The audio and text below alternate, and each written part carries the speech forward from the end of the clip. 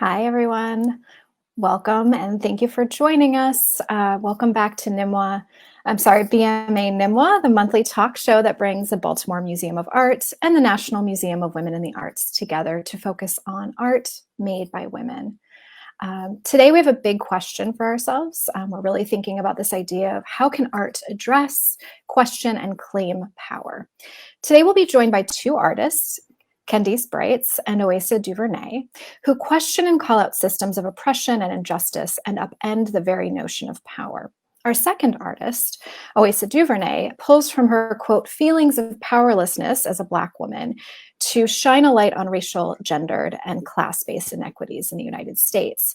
Today, she will join us to discuss Black Power Wave, one of her works on view at NMWA currently, as well as other works that contemplate the meaning of power and critique those in control.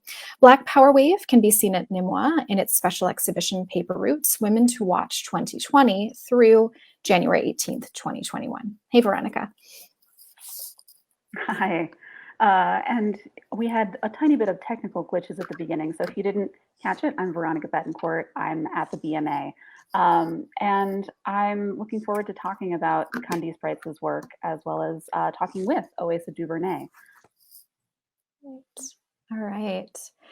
Well, we're going to sort of switch from our pre-recorded discussion to our live discussion with another artist. Thank you, Oasa, for joining us today. We appreciate it. I want to do a really brief introduction if I can. I'm sure I can't do it justice, but again, thank you for being here and for your time. Oasa is joining us. She's an interdisciplinary artist whose work includes public art, drawings, and video. She was born in Queens and resides in Brooklyn.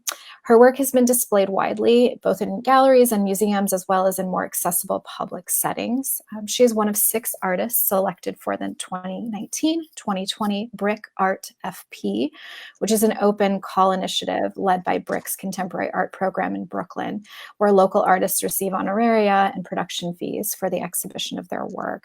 She's also the co-founder of the Brooklyn High Art Machine, a collaborative public art project that explores art making as a community building tool. Oasa is extremely busy creating and teaching and collaborating, so we just really thank you for your time, and we're looking forward to learning more about sort of your perspective on notions of power, specifically in some of your works. For you to sort of process inequities and disenfranchisement that you often feel. And I'm hoping you can talk a little bit about that in relation to some of your drawing pieces and how these works sort of fit into your broader works. Sure. So I wanted to start this with a quote by James Baldwin, just so I can center my intentions. So this is a quote from a 1961 forum on nationalism, colonialism in the United States. Baldwin says, "I'm trying to explain that I, speaking now again as a Black man, have been described by you for thousands of years. And maybe I loved being described by you. But time passed, and now, whether I like it or not, I can not only describe myself, but what is much more horrifying, I can describe you." So it's with this sentiment that I carry with me in my drawing practice. As a Black woman in this space, in this time, there are very specific expectations about who and what I am, how I should look and sound, the work that I should do as an artist, what my art should look like, and how I should and should not be. And all of this feels very exploitive to me. So for about, I would say, the last 11 years, I've consciously made work to describe the you that James Baldwin spoke of. And that, for me, using drawing to question what it means to articulate this otherness, this, this outside of that you, that central figure or identity, not fitting within that, I think is really important to understand that. And I think there were a lot of things that really confused me when I was coming of age. Like seeing the you, this identity of whiteness and masculinity holding so much power in our society, and not really having, I didn't have an in to be any of that. I didn't necessarily want it either. I didn't want to be that, but it that you had access to everything else that I needed or wanted. So my drawing practice really kind of centering around like being able to describe that you. It unfolds in two parts. And the first part, it began with the illustrated guide to not being so fucking racist. I don't know if you want to throw up the picture of that. I think we should have that on view. Is that not coming through? I'm not seeing it. Yeah, I don't see it. Okay. Let's try that again. Thanks for pointing that out, Oasa. No problem. Yeah. All right. But while I am getting that up on screen, is that showing up now? Or no, not yet. Here we go. We are extremely live. This is the extremely live part. There we go. I see it now. Yeah. So actually what I'm going to do is just so that we can make that look big, I'm going to take us off view for a second and then bring us all back on in the right order. So thanks everyone for your patience as we do this, but we can, yeah, we'll make this work.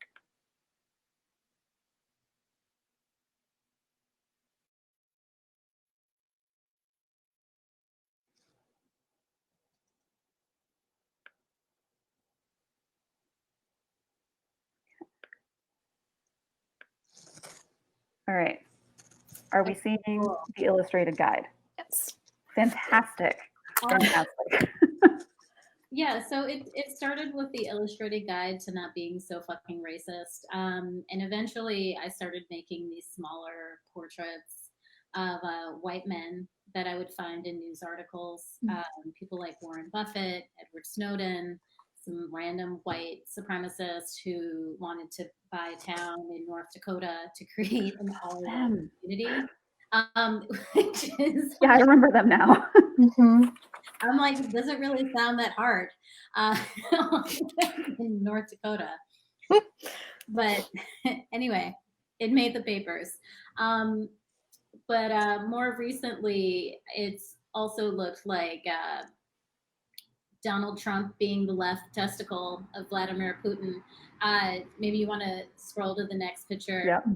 And in this one, for me, it was the composition was the portrait.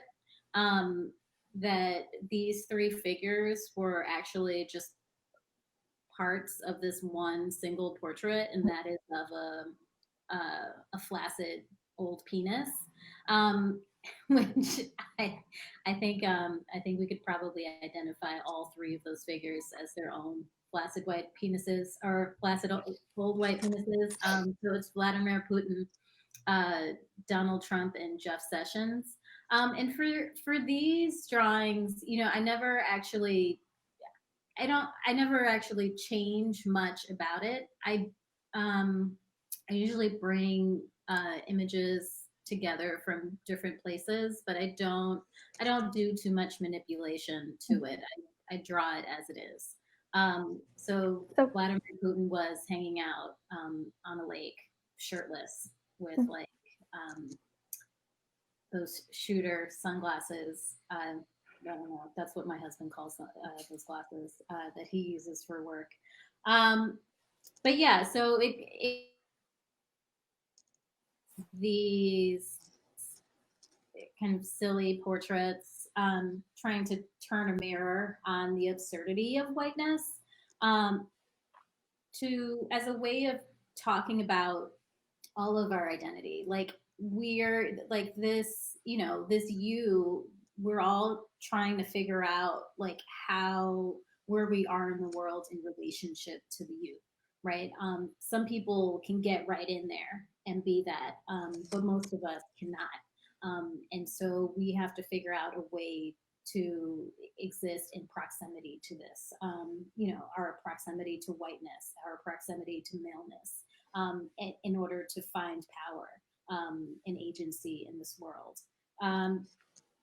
So a lot of these drawings kind of revolve around that. So one thing that I think is really interesting is kind of combining the Baldwin quote that you started with of kind of the power to depict, the power to sort of observe other people is interesting given that you use source material but don't really change the image that much. And so it's kind of like there is your active representation of, in this case, putting Putin and Trump and Sessions together into this, phallic fantasia. And,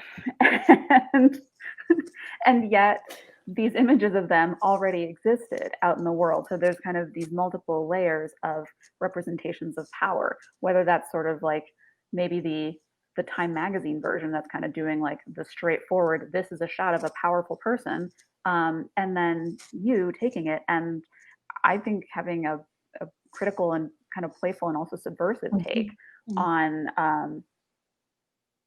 kind of questioning that presumed power and the way that presumed power is depicted. Right. I feel like I feel like so much of my strategies do like how to subvert power, like how to how to make fun of it. For me, humor is really central to my practice and probably just to my everyday life of like finding the humor in the everyday, but also being able to laugh at the absurdity of of it all.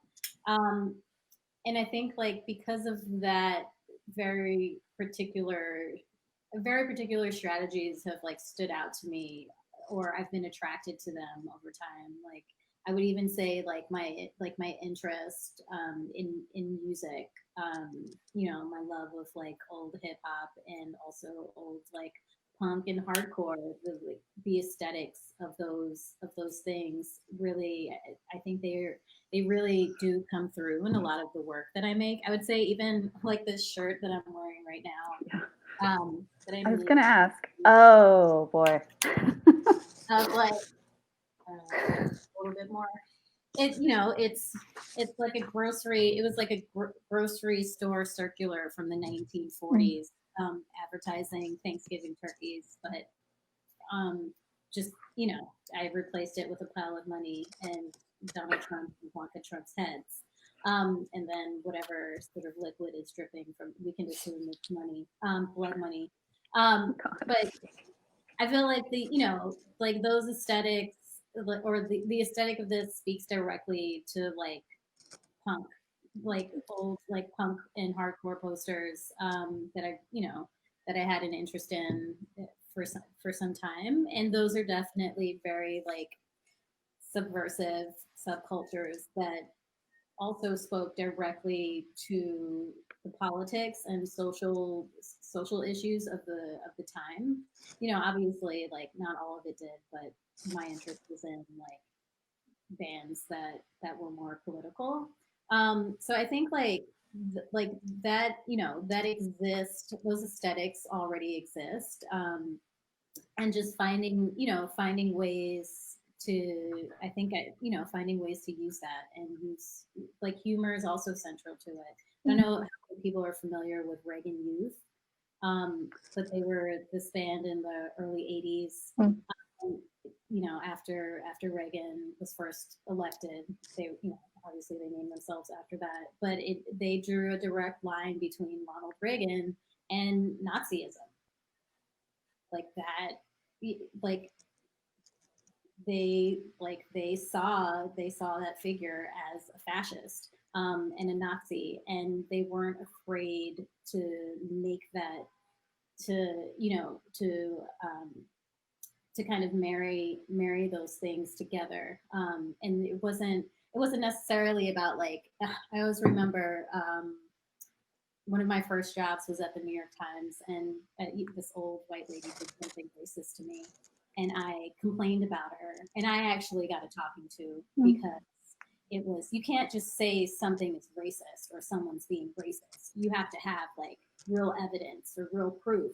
And it's kind of like, well, what is real evidence or real proof of racism to all of you white people? Um, like why am I as a black woman getting a talking to because I'm like standing up for myself saying like this person did something racist to me, and I'm getting in trouble for it. Anyway, I don't know what that place is like now, but it was a nightmare back in Oh. the 90s. I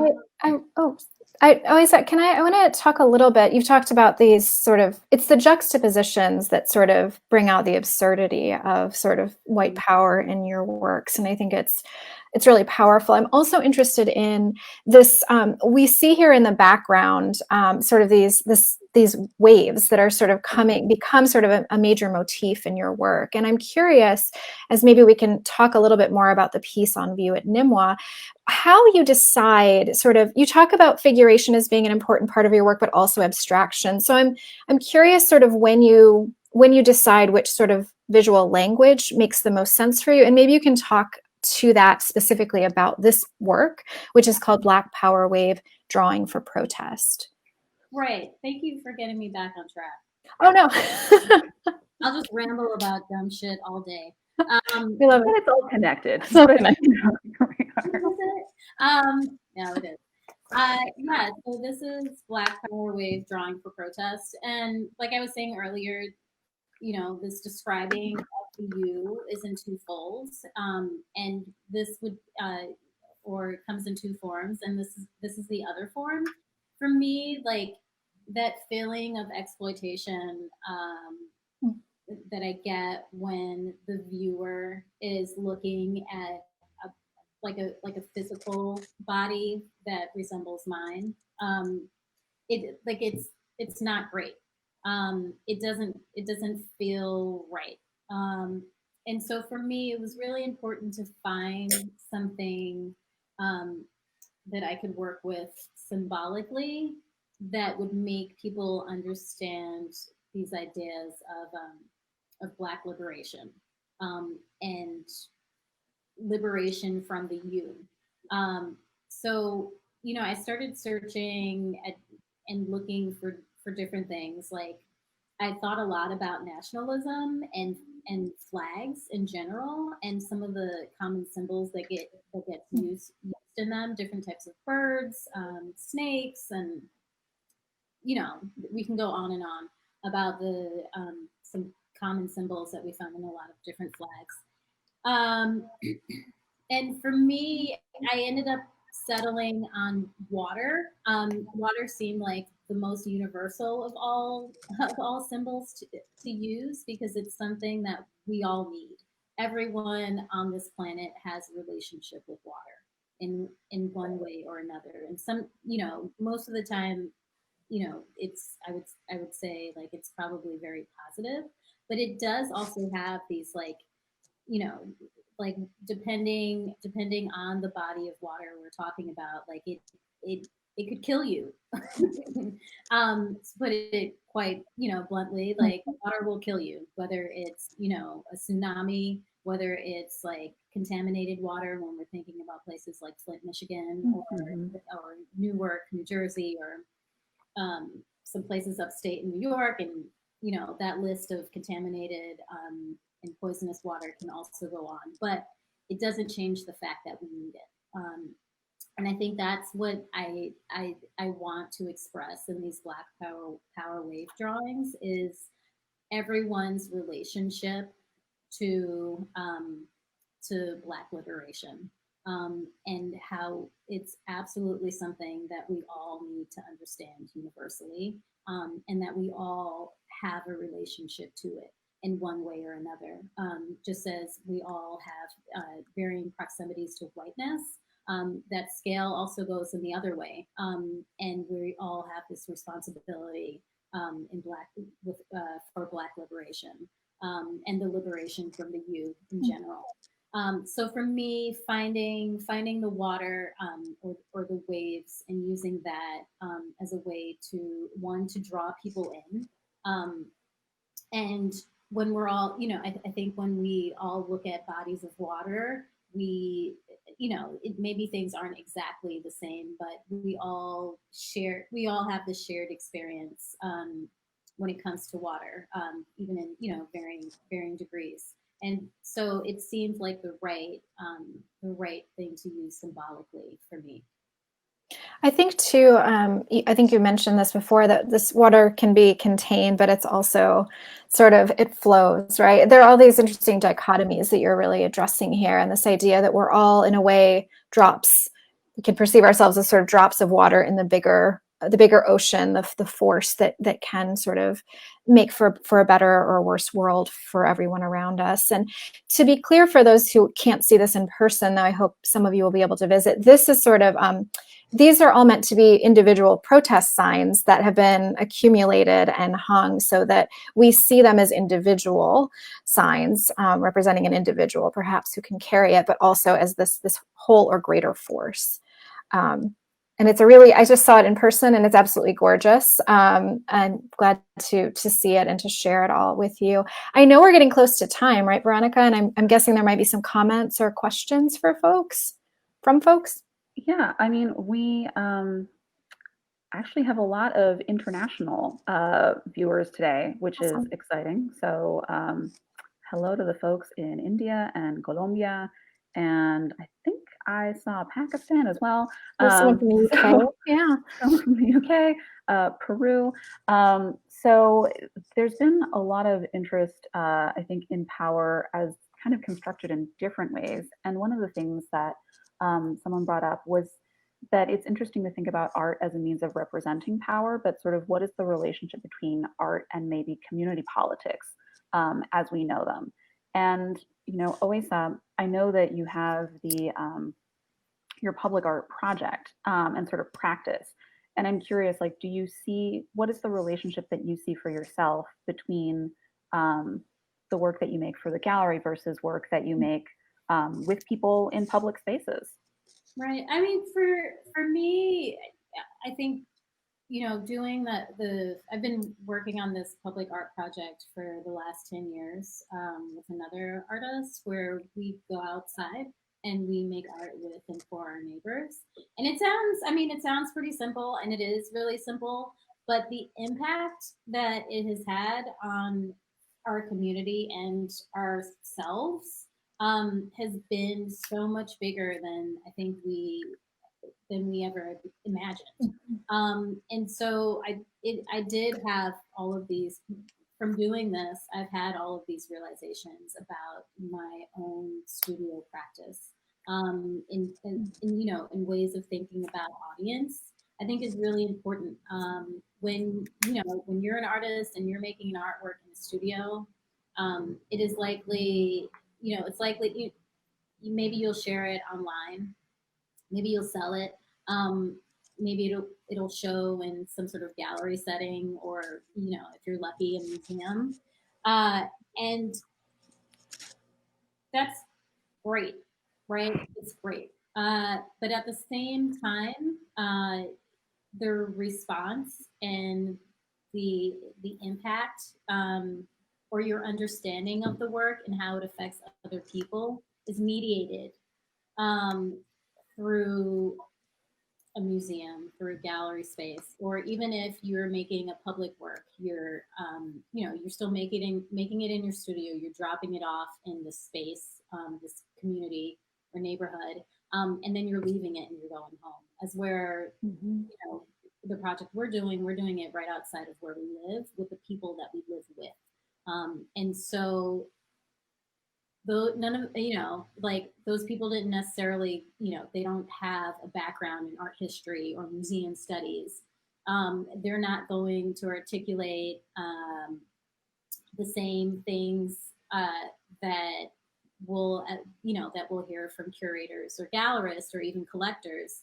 They're going to share with us their ideas about this work that, or that may be coming from somewhere else, that I find far more interesting and meaningful and impactful than hearing some art historian. No offense, guys. We're educators over here. it's more, it makes the work, it's made the work more meaningful to me, and more important to me, the work that I'm doing, for my actual community, the people that I live with, rather than the people who may go through, may go to museums or go to galleries. It's far more interesting for me and more important.